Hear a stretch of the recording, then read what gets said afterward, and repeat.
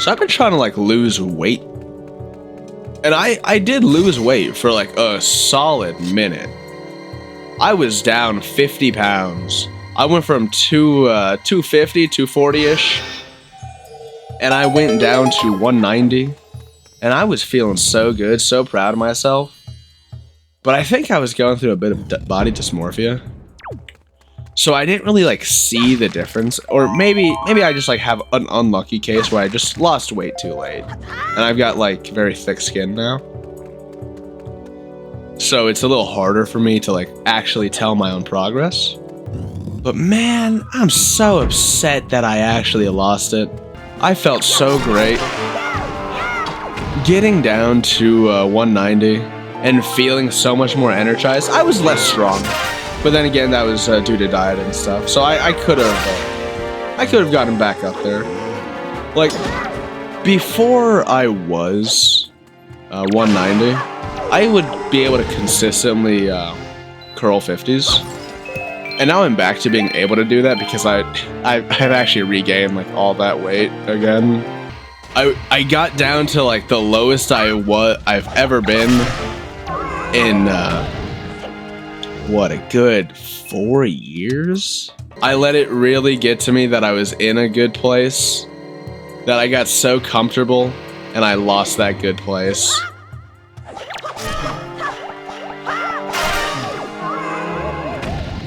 It was such an ultimate moment of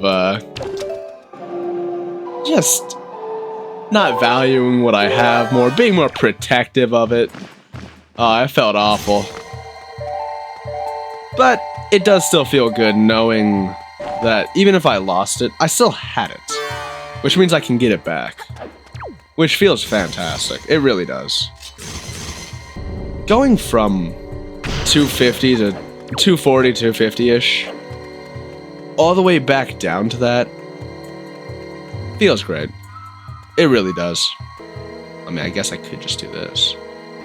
And knowing that I'm gonna be able to very, very much get back there, I feel a lot of pride in that one. Knowing that I can get there makes it so much less daunting. I just can't believe I let it slip like that, man. I really let myself gain 50 pounds without me even noticing after doing like an entire what, nearly an entire I want to say 2 years of workout and exercise, workout and dieting. I want to say that's how long it took. I feel like that's a pretty nifty assumption by me. I feel like that should be about right. Yeah, I imagine so. Yeah, 2 years of diet and exercise, and all I have to show for it is knowing I could do it. I know I can. And that does feel good, but to a degree, it is so disappointing. It is like a disappointment myself, knowing that I let that get away. I let my goal weight go, all because the holidays rolled around. Rather, the second run of the holidays rolled around. I barely managed, not barely, but I managed to go through, I'd say, yeah, 2022's holiday season, and I came out of that a goddamn champion. I felt so good because the holiday season only really got to me when I was just over snacking. Because the holiday season didn't go bad on just the holiday days, which is the worst part. It was just holiday season, and I decided to get myself in the mindset of, oh, it's the holidays, you know, it's November, December. I'll let myself treat for a little bit, and oh boy, did I! Oh, I'll go back for that chest actually. Gained an entire fourth of my then current body weight. In 2 months. Ah. It was pretty eye-opening, though, knowing just how fast it all could happen. Which, you know, knowledge is power and all that. But damn, sometimes I don't really value that knowledge more than the actual result that I had.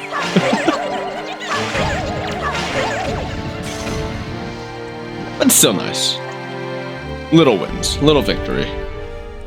Knowing that I can get there, and considering that I did already do it, it means that my body with muscle memory and all that will more easily be able to get there. Because that is absolutely a big thing to remember.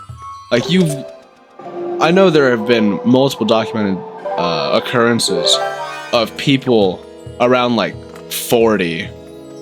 So they've had their age really crawl on them. But they still managed to get into pretty damn good shape after being an athlete nearly 15 years ago. And I think that's really cool. Knowing that not only is it possible, but it is more than likely that it'll probably take a lot less time. You know, screw you. I'm walking right by. I'm walking right by and there's nothing you can do about it. Now, what are you gonna do? Nothing. Damn it, wrong way. Yeah. And I got it right, too. Yeah, Earth God's lyric. Oh, you're gonna hear this. Oh, so this is where they decide to play it. You know, I wish I didn't have something in front of me right now, but it works.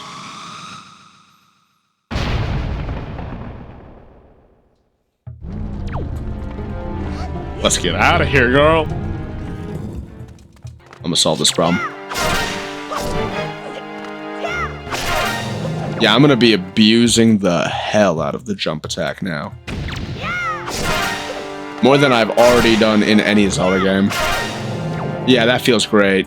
It might be mindless, but it wasn't non-strategic. Is it a case of multiple reflections needing to be done, or is it just... Nope. It is so strange, though, how getting into better shape, or rather, getting into a healthier weight, can so deeply affect your strength. Because that was a factor I was not a fan of at all.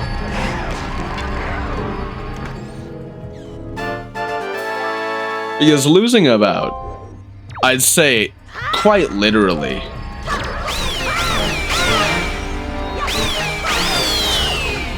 a good 20% of my strength while on a proper diet, because my body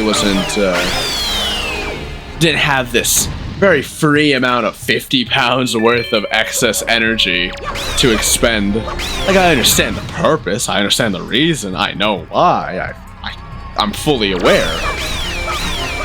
But man, does it feel bad not being able to lift your peak, all because you're trying to do better for yourself? Did it just grab the skull? Buddy, wrong guy. Oh, now I'm curious if like they've got a whole body under there, and they like only ever so slightly canonically peek one of their eyes out in order to grab you. Oh, that's the makings of a really cool monster design. Granted, there is one really sick one. I know its design is largely inspired by the Dead Hands in Ocarina, but the False Hydra? I don't know how many of you guys actually play like D&D stuff, because I don't either. But the False Hydra is so horrifying. Alright, basic rundown. The False Hydra is a monster that spawns as just a ball of flesh underneath the ground. underneath some town or city, very likely to be the negative emotions spawning from the humans above. Over time, it lures its victims It lures its victims by creating a haunting sound that masks exclusively itself and summons all manner of different people to just, you know, come check this thing out. Come check out this nifty little noise. And then when the people go there, when the people arrive to that area, she's just being thrown around.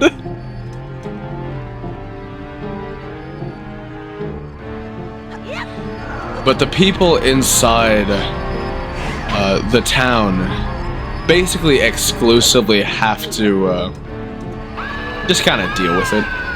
Because there's nothing that could actually be done, for the most part, unless you intercept wherever the hand is. I feel like I didn't do enough justice. I didn't do enough justice in the explanation. I'm gonna say it again. I'm sorry, guys. Okay, so the false Hydra plays a song in order to mask itself from its victims, as it has multiple hands protrude from the ground and wait for a song to be played that tricks one victim, one isolated victim, into following it until it's just close enough to the hand where it then stops playing any song at all and has a fuller body emerge from the ground and just eat the victim. And of course, the only way to really break through this is just a very simple time of catching it before it eats you.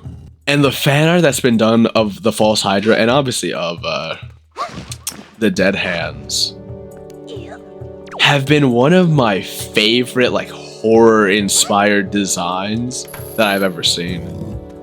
And I know, if I go back to Ocarina on my own, and not, like, specifically with Loser, then I think, without a doubt, I'm gonna mod the hell out of my playthrough. Because the series is very old at this point, and Loser's just been very focused on college and her own content grind. So I do think the series will eventually come back. It's just a matter of time, a matter of when it occurs. It'll come back eventually. And I'm really sorry for anyone who really does like that series and maybe is exclusively here for it and thinks I just dropped it. That'd be awful. Sorry to everyone who may think that. I really am. But yeah, no. Ocarina is still gonna be having been had. It happens when it happens, you know? For now, Wind Waker is the most consistent thing I could produce Zelda related. Outside of Age Calamity DLC, I'm sorry about that one too. This is just an apology now. Well, you know what? If it's apology time, then I guess I better apologize for another thing. I have spammed everyone's inboxes so heavily, where it has been less than a full year since I've started this channel. However, somehow, I've managed to produce about 371, counting this video, 371 different bits of content. And I'm just so sorry. I feel like I've really pushed my luck on how many people are willing to keep me in their feed, because I've gone nuts. And I know for some days I have absolutely prioritized making a video over making a video that I think everyone will be able to enjoy. And I do have my opinions on myself on that one. But it has been a goal for at least the first year of this channel to be dedicated to daily content. After all, my former channel, Nydal Not Live, was a lot more edited. And personally, I do think it was objectively worse. But it had a level of I don't even want to say more effort. It was just different kinds of effort. And I am really sorry for the people who came over from that channel, where I have basically pretty much abandoned that. But near the end of that channel anyway, I was really vibing with the content that I was producing, which is a lot more similar to the content I'm producing now. I am pretty damn proud of this channel. Even if the growth of it has slowed drastically, it's still a channel that I can't possibly ever look at and go, I wish this was doing better. Because saying that just implies that I do deserve better. I try to do my best, but I know that there's a lot of cut corners in my own work. And I don't want anyone to possibly think that I believe I deserve better. Because, realistically, I don't. Oh my god, Medley. You good? Yeah, you're good. Just bring you over here, big guy. Is that me that's gonna have to stand there? Yeah. Like, if you could do me a big favor and put like a bit more of your legs into it.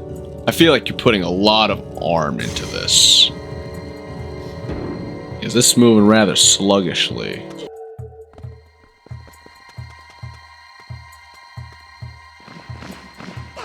If I had a moment there where I forgot I could fly, I don't think I would have heard the end of it from myself. Younger me would have come back, managed to perceive time in a forward motion drastically, a skipped motion, and would have slapped the shit out of me for forgetting that. Little me was something else though. Me as a kid kind of went nuts. Because I think the fact that I completed the N64 version of the Water Temple as a tiny little, like, 4-year-old is wild. The Wind Waker and Ocarina of Time bundle compatible with oh man, I'm blanking. Compatible with the first few versions of the Wii. I was something else. Like, how did I do that? Because I know that replaying it roughly 8 years later, I believe, on the 3DS, felt very different. I'll tell you that much. It felt drastically different. Just being able to read the water signs and having the Triforce insignia everywhere on areas that were made for Zelda's Lullaby made such a huge difference on replays. Being able to clearly tell what song I needed to play and where, that was I should I should continue Ocarina. I should have 2 different playthroughs going on. Nah. Oh, maybe I should stream Ocarina. Yeah, modded Ocarina? I should maybe I'll stream that. That's definitely an idea I feel like I'd enjoy a lot of.